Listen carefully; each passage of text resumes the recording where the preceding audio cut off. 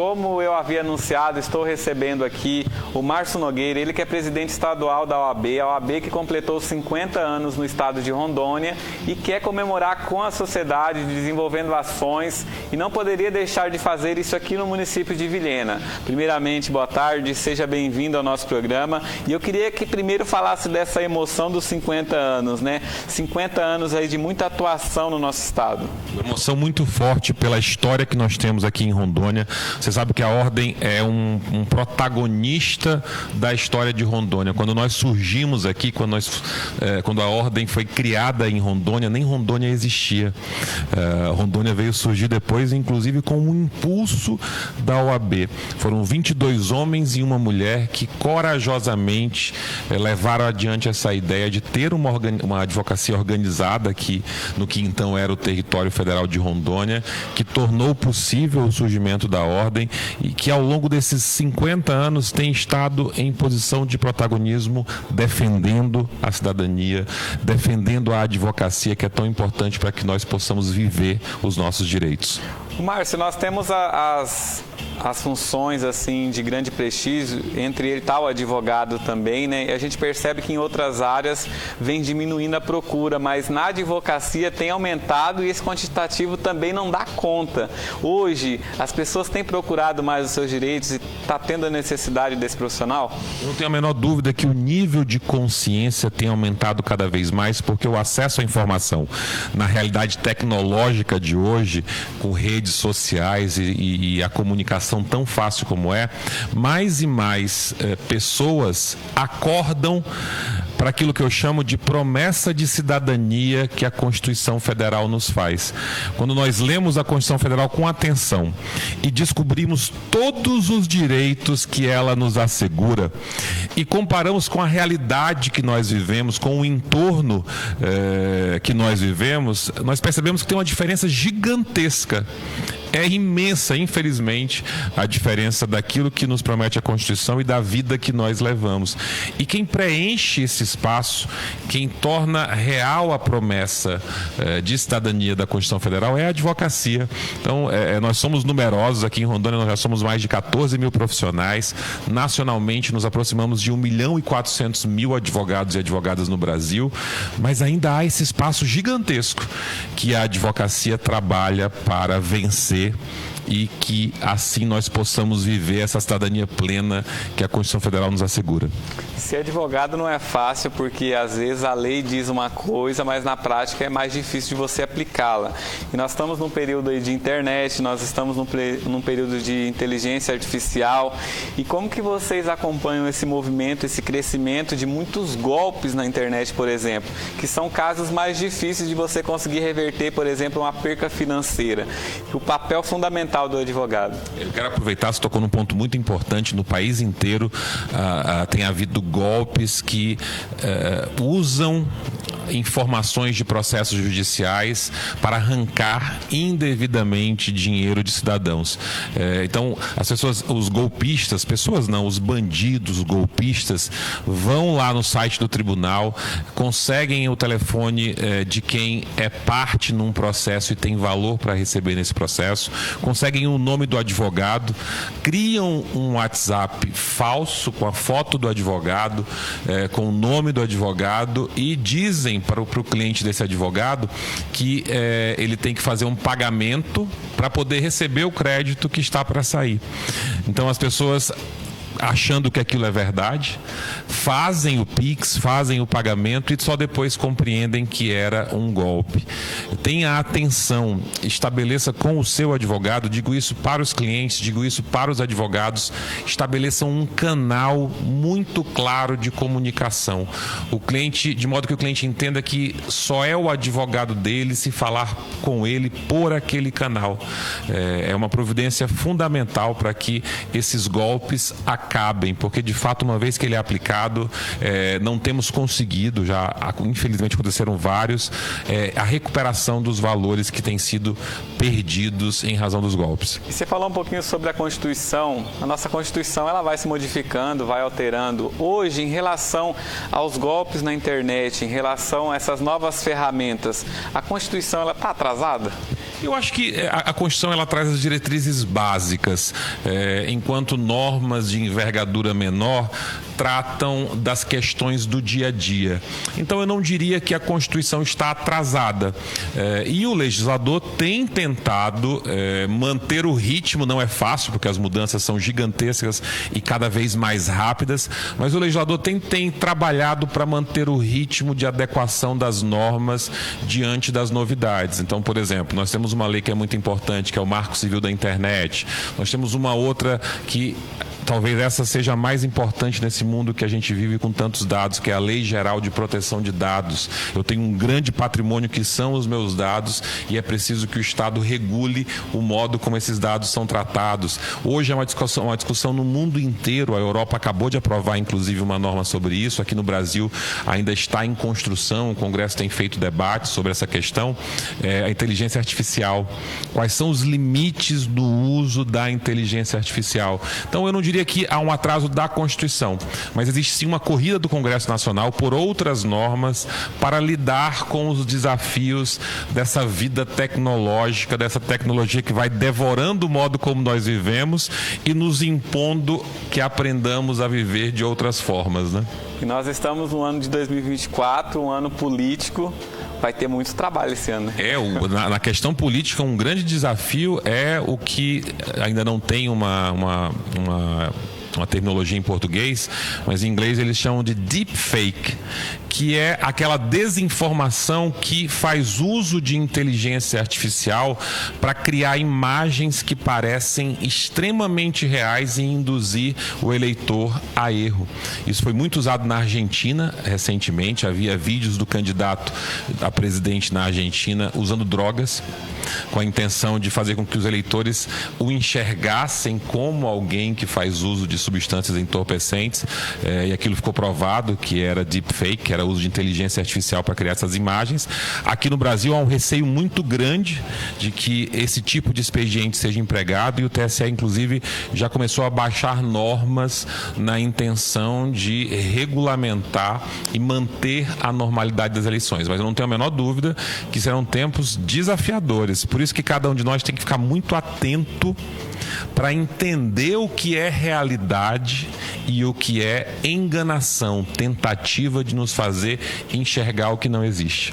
E esses novos formandos em advocacia, eles já saem, já tem esse aparato tecnológico, mas aqueles antigos ainda têm que se adaptar ainda a essa nova tecnologia, né? Eu acho que todos nós, advogados e advogadas, na faculdade recebemos o básico para compreendermos a lógica do direito e manejarmos aquilo que é necessário para que as pessoas vivam os seus direitos. Mas é preciso que não só o mais antigo, como eu, faço esse ano 20 anos de advocacia, mas quem está saindo agora também da faculdade, se comprometa com o estudo permanente. O mundo está mudando muito, está mudando o tempo inteiro. Se eu, como advogado, não me disponho a estudar sempre, é como se fosse um aplicativo que vai tendo versões. Se eu pegar aqui, o meu iPhone já está no 15, né? Eu tenho um até hoje. Foram 15 versões diferentes. Se eu, como profissional da advocacia, não me atualizo em versões novas permanentemente, eu perco relevância. Eu digo sempre que a advocacia não perde. Enquanto tiver gente vivendo no mundo, as pessoas vão se relacionar e dessas relações surgirão conflitos. E o advogado é a profissão que nós criamos ao longo do tempo, tanto para nos ajudar a prevenir conflitos e lidar com aqueles que nós não conseguimos prevenir. Então a advocacia sempre vai ter relevância. Agora, o profissional da advocacia, para que ele não seja, como é que a gente fala? Para que ele não se torne obsoleto? Obsoleto. Para que ele não passe por esse processo de obsolescência, é preciso que ele, o profissional da advocacia, estude sempre. Nós vivemos um mundo assim de tecnologia que, como você falava do iPhone, né? Mas antigamente a gente, dentro de um ano, você tinha um novo lançamento. Hoje, dentro de um ano, você tem 3, 4. Então, acompanhar isso também é um movimento muito rápido. O profissional ele tem que estar atualizado, tem que estar ligado, tem que pesquisar muito. Eu acredito que é um desafio muito grande hoje para o profissional, né? Porque hoje faz um modelo, amanhã já é outro, ele nem se acostumou a esse ainda, já tem que se adaptar ao novo. E eu vou puxar um assunto agora que você falou um pouquinho sobre direito, Vamos falar sobre a questão da aviação aqui no nosso estado, porque o pessoal tem sofrido bastante, principalmente logística dentro do nosso estado, porque nós tivemos redução de voos. E como que a OAB tem acompanhado toda essa situação? É bom destacar que não há economia que progrida, que evolui sem acesso aéreo a outras capitais do Brasil, a outras regiões do Brasil e do mundo. Portanto, é vital que Rondônia tenha voos regulares com frequência adequada para que nós sigamos sendo esse estado pujante em crescimento. E, infelizmente, o que nós temos tido recentemente é uma postura inaceitável das companhias aéreas que têm anunciado e efetivamente realizado, que é o quê? Retirar voos de Rondônia com o argumento de que há ações demais aqui. Veja, elas querem nos transferir o erro que elas cometem.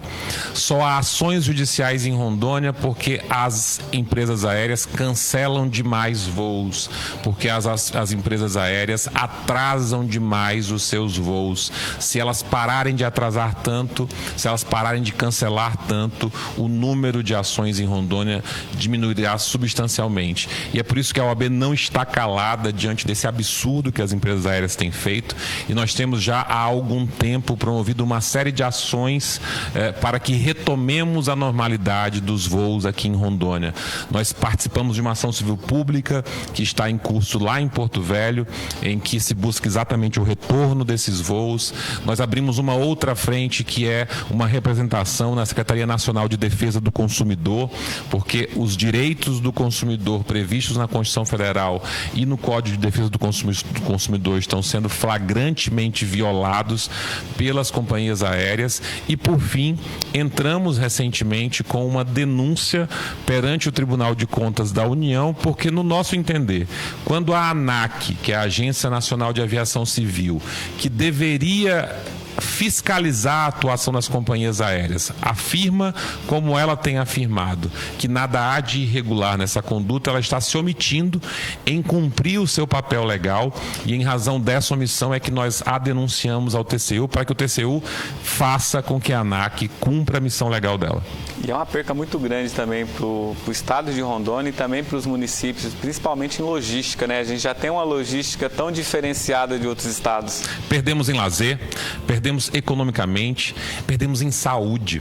Há tratamentos de saúde que nós não conseguimos, com a rede que nós temos em Rondônia, realizar aqui, e que precisam ser realizados em outras localidades, e a dificuldade de voos impede que a vida prossiga, porque não se consegue voo para tratar fora. Nós temos pouquíssimos voos ainda mantidos em Rondônia, todos eles saem lotados com uma tarifa que é inaceitável.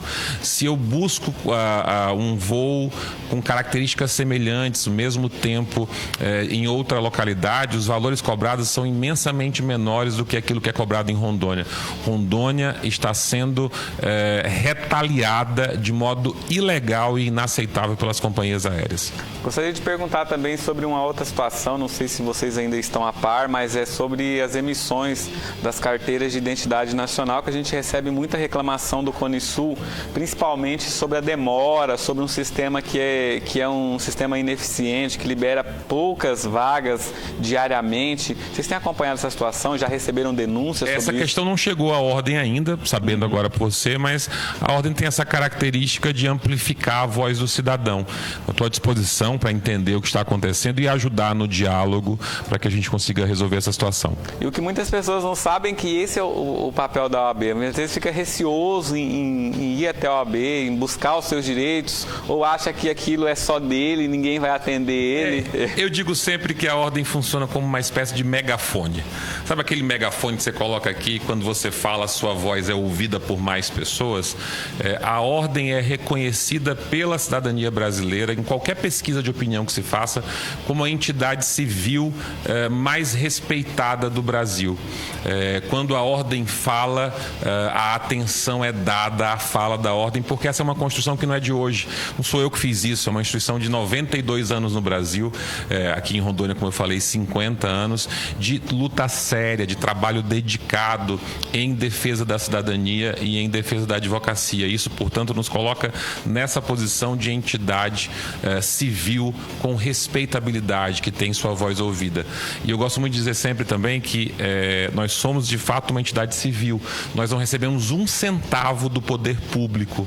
Nós nos mantemos como Ordem dos Advogados do Brasil com a contribuição que cada advogado nos dá. E é com essa contribuição que nós fazemos sempre as nossas lutas. E prestigiando a todos os munícipes, né, vocês estão organizando esse evento que já começou, já iniciou aqui no nosso município. Eu queria que você falasse sobre o cronograma, como que está. Isso, nós fizemos a primeira edição dele no dia do aniversário da Ordem, lá em Porto Velho, onde fica a sede nossa. Foi no dia 18 de fevereiro, lá no Espaço Alternativo. Foi muito bacana, veio muita gente participar. E aí, no interior, estamos abrindo a programação de aniversário aqui no Cone Sul. Fizemos na quarta-feira em Cerejeiras, tivemos um acolhimento muito grande da comunidade, da advocacia local. Fizemos na quinta-feira em Colorado, do mesmo modo.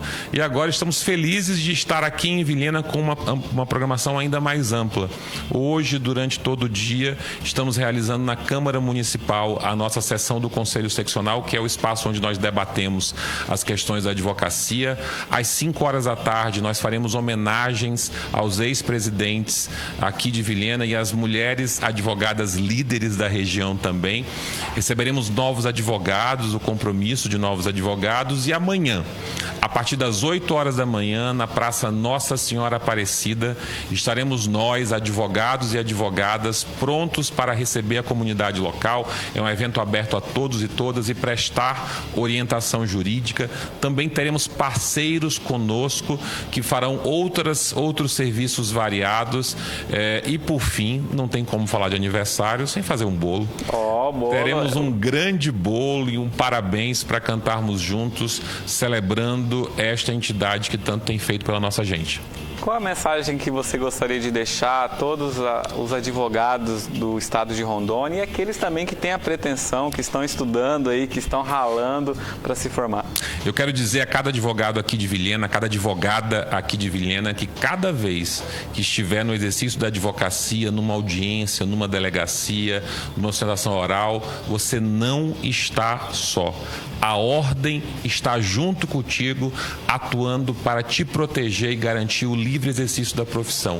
Nós somos fortes, juntos, unidos, e você faz parte dessa grande instituição sempre. Tenha esse sentimento no seu coração. Quero agradecer a sua participação e sempre bem-vindo aqui ao nosso programa. Muito obrigado, fiquei felicíssimo de vir num programa que tem uma audiência tão grande, que presta um serviço tão relevante de informação à população. Parabéns pelo trabalho.